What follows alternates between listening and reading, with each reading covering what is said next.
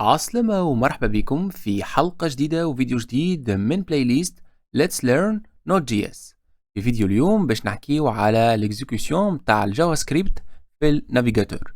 في البراوزر باش تنجم تصير الاكزيكيوشن متاع الجافا سكريبت عندنا حاجة اللي هي اسمها جافا سكريبت انجن. فور اكزامبل في النافيجاتور جوجل كروم عندنا الجافا سكريبت انجن اللي هو اسمه V8. في الموزيلا فايرفوكس نلقاو فور اكزامبل سبايدر مانك. من اكثر الجافا سكريبت انجن المستعملين اللي هو ال V8. دونك باش نشوفوا شنية مهمة الجافا سكريبت انجن. دونك الجافا سكريبت انجن مهمته انه يعمل كونفرسيون متاع الكود جافا سكريبت للكود ماشين. يعني نعرفوا نحن اللي ما نجموا نكزيكوتيو في الماشين كود باينري كود متكون من صفر وواحد. العملية متاع الكونفرسيون هذه يصير فيها بارتس، يصير فيها اوبتيميزاسيون وكومبيلاسيون للكود جافا سكريبت باش يكون سريع وبرفورمون وقت الاكزيكيوشن. الجافا سكريبت انجن هذايا متكون من زوز عناصر مهمة اللي الميموري هيب والكول ستاك. الكول ستاك خذينا فكرة عليها صغيرة، والميموري هيب هي الميموار اللي نعملوا فيها الديكلاراسيون متاع لي فونكسيون، سجلوا فيها لي دوني كومبلكس متاعنا اكسيتيرا. دونك خلينا توا نحكيو على الجافا سكريبت ران تايم ان براوزر، كيفاش تصير الاكزيكيوشن متاع الجافا سكريبت في وسط البراوزر متاعنا. على اليسار عندنا الكود كالعاده متاعنا جافا سكريبت، وباش نحاولوا ان نعملوا سيمولاسيون صغيره.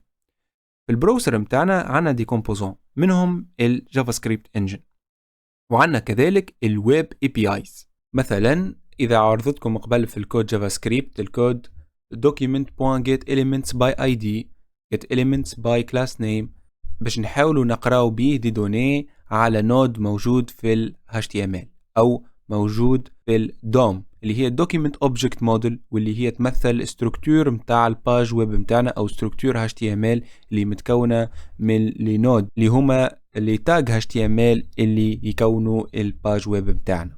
كيف لهنا نحكيو على الاجاكس XML HTTP request اللي نستعملوها باش نجمو نجيبوا دي دوني بطريقة اسynchron من السيرفر، وباش نجمو نعملو ميزاجور للبارتي من الباج متاعنا من غير ما نعملو ريفريش كامل للباج متاعنا.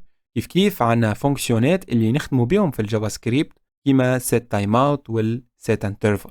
كيف عنا دي كومبوزون اخرين كيما الكول باك كيو والايفنت لوب. دونك باش نحاولوا ان نفهموا هل لي كومبوزون هذوما كيفاش يخدموا وكيفاش تصير الاكزيكيوشن تاع جافا سكريبت. دونك اول حاجه باش نبداو بالسطر الاولاني، دونك باش نشارجيو الفونكسيون مين نتاعنا في الكول ستاك، وباش نبداو الاكزيكيوشن بسطر. دونك كالعاده كيما شفنا قبل الاكزيكيوشن تاع الكونسول بوين لوج تصير في وسط الكول ستاك، يصير لافيشاج نتاع الكونسول لوج في الكونسول وتتنحى التاش هذية من الكول ستاك. نتعداو للسطر اللي بعده الكونسول لوج 2 تدخل للكول ستاك، تصير الاكزيكيوشن متاعها تتفيشها في الكونسول وتتنحى من الكول ستاك. يجي الوقت توا باش نخدمو بالسيت تايم اوت. دونك الفونكسيون سيت تايم اوت هذية هو تايمر اللي هو بار اكزومبل هنا حددناه ب 1000 ملي سكوند. بعد ما يوفى التايمر هذايا تصير الاكزيكيوشن متاع الكونسول لوج 3. التاش هذية كيما اللي تاش الاخرين الكل تتزاد في الكول ستاك، ولكن احنا تفهمنا اللي اي تاش باش تاخو برشا وقت في الكول ستاك باش تبلوكي الريندر او الريبينت متاع البروسر، ومش كان الريندر والريبينت يعني باش تعطل كذلك التاشات اللي بعدها اللي هي بار اكزومبل هنا console.log. دونك الكول ستاك لهنا ماهيش باش تقعد تستنى في التايمر اللي يكمل. بالنسبه ليها التاش هذه باش تعطيها للويب اي بي ايز اللي هو مسؤول باش يعمل الاكزيكيوشن تاع التاش هذه، هو اللي باش يتكفل بالتايمر وهو باش يتكفل باش تصير الاكزيكيوشن تاع الفونكسيون سي بي اللي هي كال باك بعد ما يوفى التايمر. دونك الكال ستاك بالنسبه ليها عطات التاش للويب اي بي ايز، تنحيها من الكال ستاك وتتعدى للتاش اللي بعدها. التاش اللي بعدها كونسول لوج 4 تدخل كالعاده للكول ستاك وتصير الاكزيكيوشن تاعها وتتنحى من الكول ستاك. في الوقت هذايا بالنسبه للكول ستاك كملت الاكزيكيوشن نتاع الجافا سكريبت. في نفس الوقت اللي قاعدين نعملوا فيه في الاكزيكيوشن نتاع الكونسول لوج 4 الويب اي بي اي قاعد يكزيكيوتي في السيت تايم اوت. دونك التايمر نتاعنا كمل بار اكزومبل بعد الثانيه الويب اي بي اي باش يحط الفونكسيون كالباك في كالباك كيو.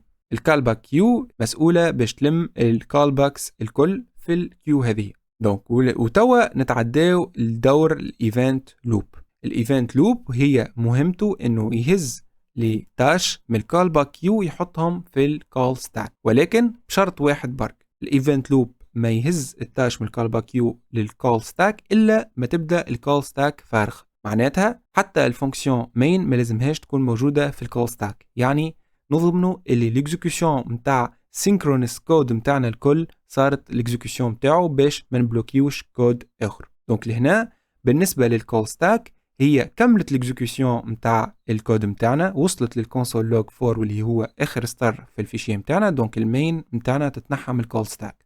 دونك لهنا الكول ستاك ولات فارغ. دونك الايفنت لوب بالنسبه ليه توا باش تبدا الخدمه نتاعو. دونك باش يهز التاش من الكول باك كيو ويحطها في الكول ستاك. الكول باك فانكشن هذه في وسطها console.log. دونك الconsole.log باش تظهر في الستاك باش تصير الاكزيكيوشن نتاع اللوج هذه. دونك باش تظهر لنا ال 3 في الكونسول. كملت الاكزيكيوشن نتاع تاش console.log تتنحى من الكول ستاك. الفونكسيون كول باك وفات، ما عادش عندنا كود اخر باش تصير الاكزيكيوشن نتاعو، دونك تتنحى من الكول ستاك. دونك بالطريقه هذه شفنا كيفاش الكول ستاك ما صارش البلوكاج نتاعها، وعطات التاش اللي نجموا نخدموها في الباك جراوند، يعني تخدم في الخلفيه، عطات الكومبوزونات اخرين. دونك الكول ستاك صارت الاكزيكيوشن نتاعها ما غير ما تبلوكيت، واللي عندهم كول باكس هما عندهم بريوريتي اقل، يعني تصير الاكزيكيوشن نتاعهم بعد ما تكمل الكول ستاك اكزيكيوتي الكود نتاعها الكل. ان شاء الله تكونوا استفدتوا من الفيديو هذايا، ونراكم في فيديو جديد ان شاء الله. بسلامة.